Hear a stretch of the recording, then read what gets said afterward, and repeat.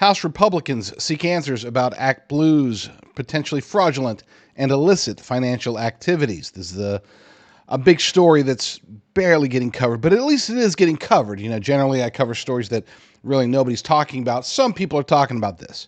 Now, granted, they should have been talking about this back in 2023 when we first started covering it, when James O'Keefe first started covering it, when a lot of people, the Gateway Pundit, started covering it, but legacy media definitely wasn't going to touch it, and even most in conservative media did not, but now they finally are. And praise God for that, because we need this information to get out there. This comes from thefederalist.com. Thefederalist.com. Logan Washburn reporting over there. Republican congressmen are seeking answers about potentially fraudulent and illicit financial activity through the Democrat fundraising platform ActBlue. Meanwhile, top officials are fleeing the company. Republican Rep. Ryan Steil, James Comer, and Nick Langworthy wrote Treasury Secretary Scott Bessent on March 10th, seeking information about suspicious activity through ActBlue. The committees remain concerned with recent reports suggesting fraud and evasion of campaign finance law by individuals exploiting online contribution platforms, especially ActBlue. The congressman requested all suspicious activity reports filed or relating to transactions since January 1st, 2023, containing the term ActBlue, which relate to money laundering, counterfeit credit card and debit cards, credit card or debit card fraud, false statements, wire transfer fraud, or identity theft. And that last one is going to be the easiest one. That's where they should be able to really make an impact, because apparently ActBlue, or somebody at ActBlue, or somebody working through ActBlue, or whatever, however the relationship is, they were engaged in extraordinarily fraudulent identity theft. In other words, they would take people and take somebody who, for example, finds some elderly lady who back in 2014 donated to the Obama something or another. I don't know. She donated $15. Well, her information is retained in ActBlue. Not necessarily her financial information, but the public information, her name, her address, her place of employment, oftentimes retired. They would find these people, and then they would start donating, not with their money. So it's not like they were stealing money from these people to donate to Democrats, to donate to Planned Parenthood or whoever. They were just taking their identity and donating on their behalf, probably from either foreign or massive domestic sources. We'll go with foreign for now. Let's assume that, for example, let's say the Chinese Communist Party wants to drop, $5 billion into elections since 2020. Just picking a round number, right? They can't just donate $5 billion. They can't donate a single dollar because they are the Chinese Communist Party. That would be illegal. What they could do is they could donate $15 through Fran to go to Joe Biden's campaign, and then later on donate another $32 through Clarence or whatever. They can pick all these people who have, again, their information is public and it is in the system. Now they can just start donating on their behalf, utilizing throwaway Visa debit cards or whatever, finding ways to be able to donate money through these people, oftentimes in as much as tens of thousands of dollars over a short period of time. Back in 2023, James O'Keefe went knocking on doors, and he'd say, "Hey, Gloria, looks like you have donated to ActBlue an average of 3 times per day for the last 4 years, totaling $74,000. And Gloria's like, "What the heck? I do not. I donated like one time to something. I donated like $5, and you're saying I donated $74,000. And it's like, yeah, your name and your address has been used. And as I've said before, this is very dangerous. This puts people at risk, and we can't know for sure if anybody like unless they're able to capture the assailants and figure out how they did it. We don't know who went to this publicly available information and said, "Oh my gosh, look, that 85-year-old lady down the block, we know she lives alone, and apparently she's been donating like $80,000 a year. So she must be loaded. Let's go rob her." That can happen because, again, names, addresses, all that stuff available publicly once you make those financial contributions through ActBlue. Back to the article, ActBlue is currently fraught with internal chaos, according to the New York Times.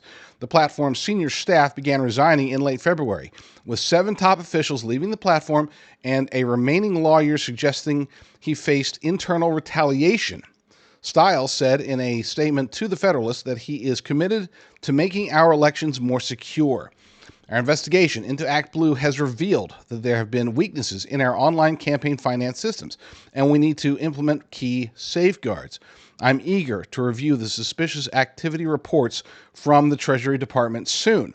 Stile, Comer, and Langworthy said in the letter that it is crucial to review the documents soon to determine whether legislation is needed to uphold campaign finance laws and guard against illicit foreign influence or other illegal activities in U.S. elections. And it's not just, we're going to focus on the foreign aspect of this because that is the most blatantly illegal. But let's say, just as an example, I'm not going to say any names, but let's say a rich radical leftist billionaire wants to be more engaged in the elections. They can go through dark money. They can go through these various PACs, of course, but there's also the possibility of being able to donate directly to candidates or causes that they like by utilizing this platform. I'm not making an accusation, just saying that it's definitely possible, and it would be extraordinarily hard to track based upon the way things are today.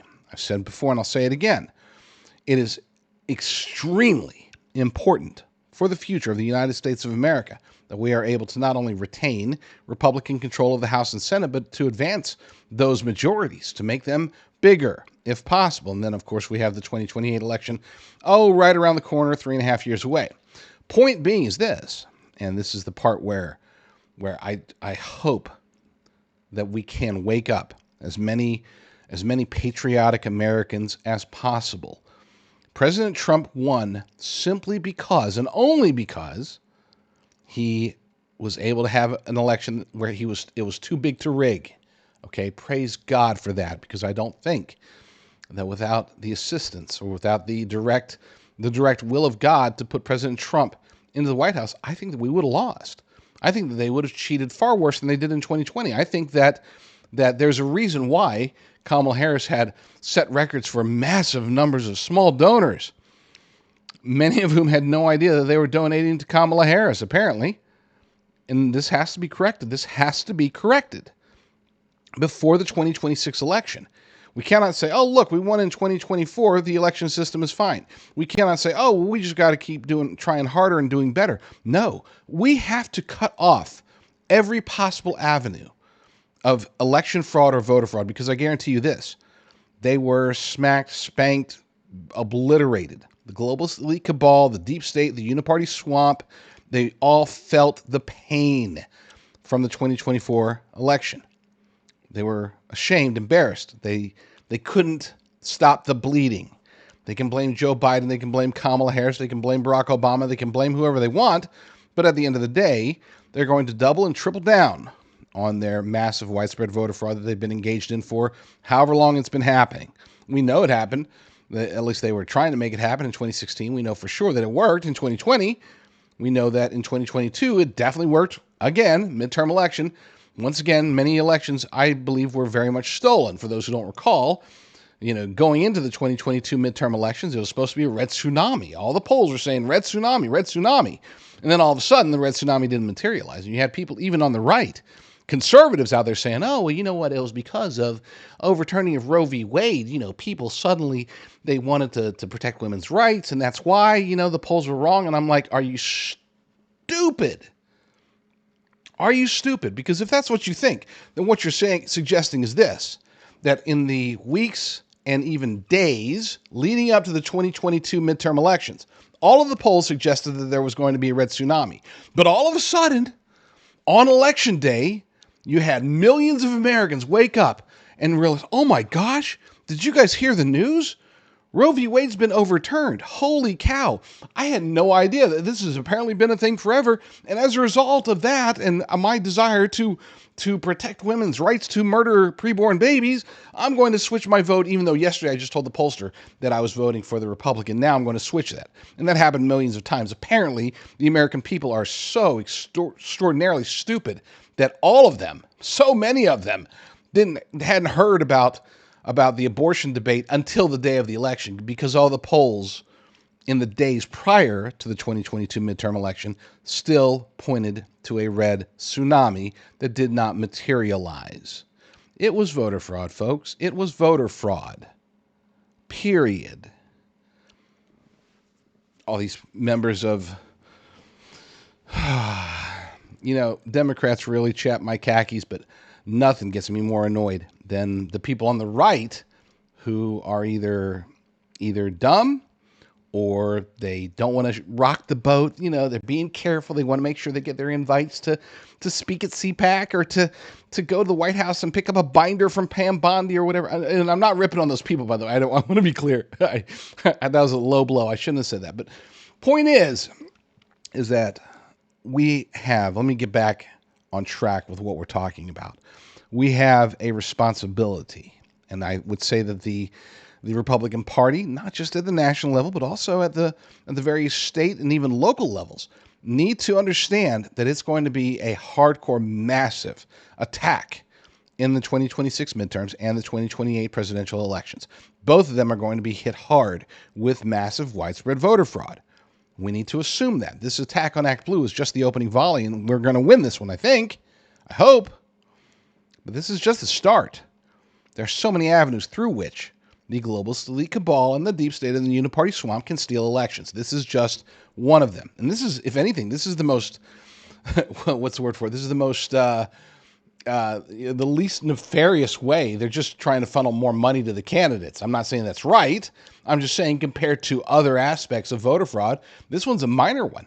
Okay? They'll be able to figure out some other way to filter money and to get their candidates better funded than their Republican or conservative counterparts or opponents, I should say. Let's get back to the article.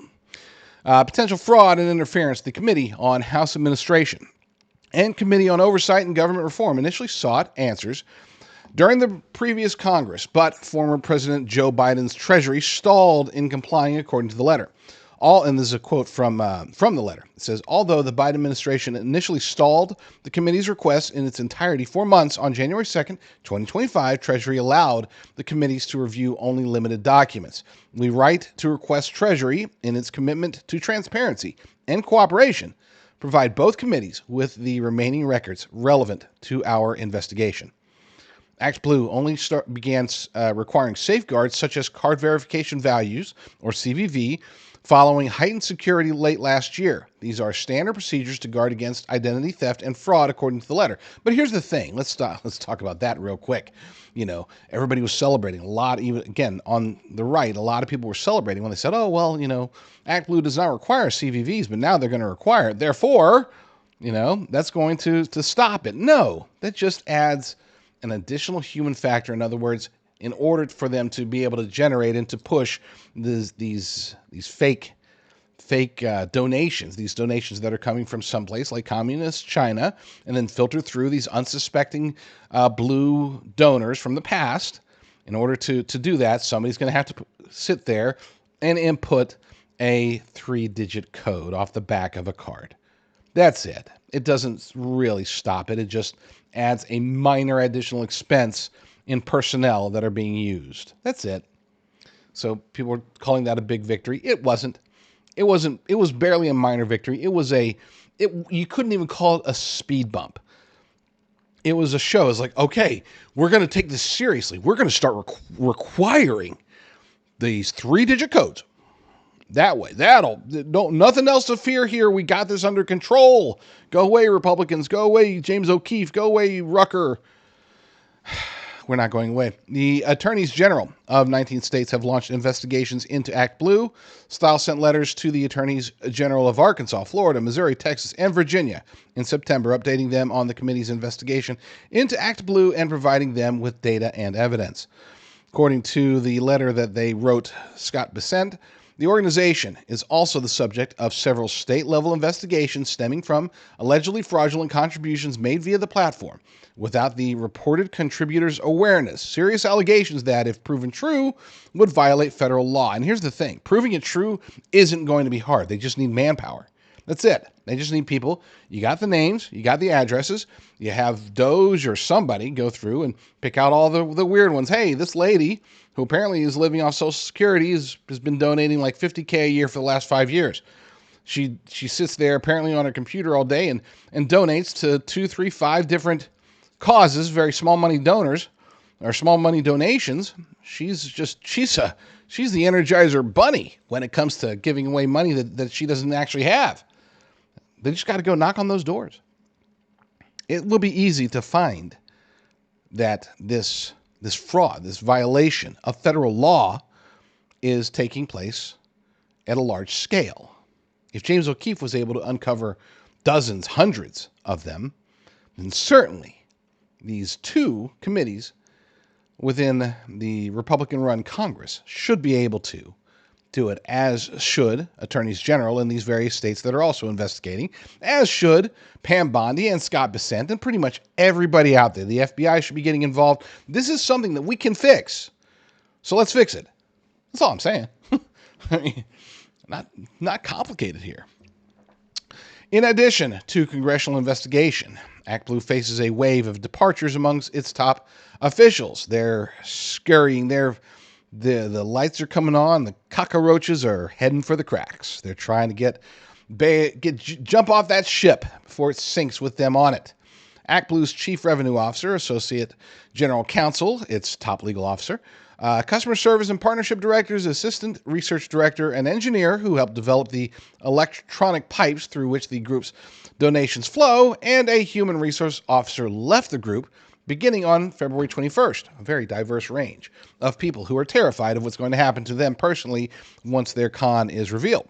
Meanwhile, a remaining lawyer advised staff that his access to email and internal platforms had been cut off and reminded his coworkers that, quote, "We have anti-retaliation and whistleblower policies for a reason. In other words, stop trying to throw me under the bus. Stop trying to blow the whistle. Guys, just run for cover, but don't take me down with you." Congressional Republicans have been investigating ActBlue. By the way, if you couldn't tell, I enjoy this particular story because finally, after, again, it's been well over a year since we started reporting on it, seeing action, that's kind of vindicating. Not going to lie. I like that this is happening. Congressional Republicans have been investigating ActBlue for months, as the Federalist previously reported. Style subpoenaed ActBlue CEO Regina Wallace-Jones in October, demanding documents and communications related to ActBlue's donor verification policies and the potential for foreign actors, Communist China, primarily from Iran, Russia, Venezuela, and Communist China, to use ActBlue to launder illicit money into U.S. political campaigns. They're taking money from anybody who's willing to give it. Maduro's, hey, he's got some money, and Xi Jinping, he's going to throw in a few billion, and the Ayatollah, he's like, hey, yeah, let's own these elections, and whoever, Vladimir Putin even. Wow. After Biden was forced out of his bid for re-election in July 2024, then Vice President Kamala Harris raked in record-breaking hundreds of millions of dollars through ActBlue. More than $80 million in the first 24 hours and $310 million that month, the Federalist reported at the time. This drew attention to ActBlue's fundraising practices and raised alarms about potential smurfing. Remember that word, or you don't have to. It's not an important word.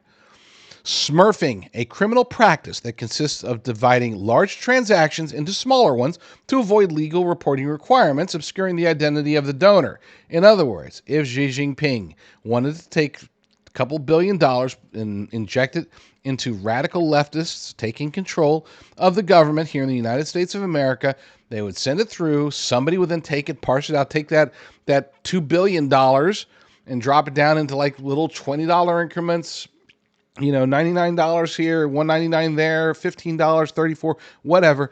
And then they just grab their list. And it's like, okay, Betty, you've already donated 4 times today. Let's squeeze in one more for Kamala. One more for Kamala. Of course, the money comes from the CCP, but it's being sent to the Kamala campaign through Betty, whoever Betty is.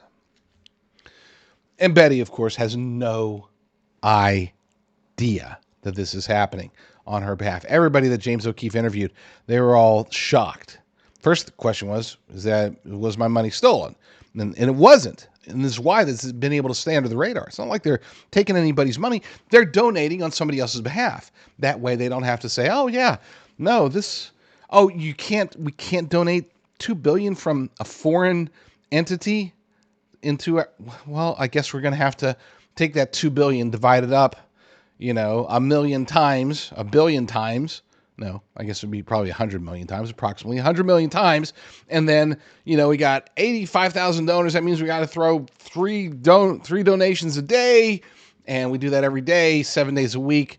And nobody's going to notice. Like Joe Biden or anybody, Alejandro Mayorkas or anybody like that. Like they're going to say anything. We're just trying to save this democracy by cheating it. That's all. No big deal. As the Federalist reported, Republican Senator Ron Johnson has been calling attention to smurfing through ActBlue for years, pointing out foreign actors could use the system to influence American elections.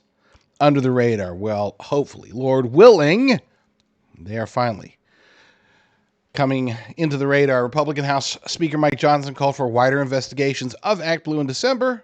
ActBlue has accepted foreign gift cards until September. This is illegal.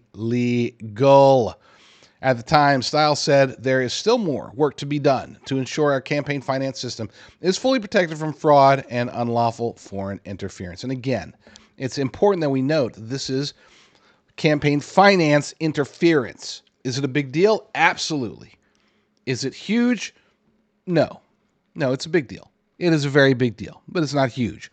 Huge would be finding out how they are able to, or we think we know how, but to be able to prove how they are able to, they being, again, the uniparty swamp, how they are able to steal these elections. We have very good ideas of how it happens. We know that it's a multi-front war. We know that they're utilizing every tool in the voter fraud toolbox to be able to manufacture votes or suppress votes at times. We saw this. Don't even get me started on 2022 Maricopa County, which was very, very clearly and a perfect example of massive widespread voter fraud. That one hits hard. So I'm not going to talk about that. Let's focus on the future. 2026, not far off. 2028, right around that corner. Before both of those elections. So let's focus on 2026 since it's next. Before the 2026 elections, at the city, county, state, and federal level, every possible way to ensure voter integrity, every possible action by government and by citizen groups, to be clear, must be taken. They are going to try to steal the next election. They are going to accomplish the theft of the next election because we won't be able to achieve too big to rig. President Trump achieved too big to rig. By the grace of God, President Trump is our president. We cannot assume that same degree of protection, that same, whatever you want to call it, we can't assume that's going to happen again in 2026. We have to stop the voter fraud now. If we don't, and this is what's at stake, if we don't stop it now, there is a huge chance, I'm talking like over 90% chance, that we will never have the opportunity again. We have control of the House, the Senate, and the White House. We have an opportunity. And if we don't stop them now, they are not going to allow us to have another opportunity. They are going to cheat until they have permanent Democrat globalist rule. Anybody who's watched my show throughout the Biden-Harris regime, you're probably very well aware that I've been bullish about physical precious metals throughout. And I remain bullish, to be clear, even though obviously we're in a completely different and far better era under President Trump. I still remain bullish about gold and silver, and you can see in the spikes in prices recently of gold and silver that I have good reason to be. But here's the thing. When it came to cryptocurrencies under the Biden-Harris regime, I was very skeptical, always have been, because I just didn't trust them. I did not trust that a government that prides itself on authoritarianism would be able to handle a decentralized currency such as Bitcoin, Ethereum, and the like. Well, now we are in the Trump era, and all of a sudden I'm bullish. Bullish about crypto and the potential future there, especially as it pertains to one's retirement. Now, I think everybody and their dog is aware that they can back their retirement with physical precious metals such as gold and silver. I've been promoting that for a while. You can always go to jdrgold.com for that. But the addition, now that we are in 2025 and things seem to be very much on their way in the direction that we expected them to go economically under President Trump, all of a sudden, I am now bullish about protecting and potentially growing your retirement accounts through cryptocurrencies. These, like I said, it took me a while. I was skeptical because I thought, oh, they're gonna come out with a central bank digital currency. Well, Trump outlawed those. They're going to come out with de-dollarization and BRICS. Well, Trump's taking care of that. All right, so what do we have left? Now we have an upside for cryptocurrencies, and I am very, very pleased to recommend going to jdrucker.com/crypto, jdrucker.com/crypto, and find out if a crypto-backed IRA is right for you.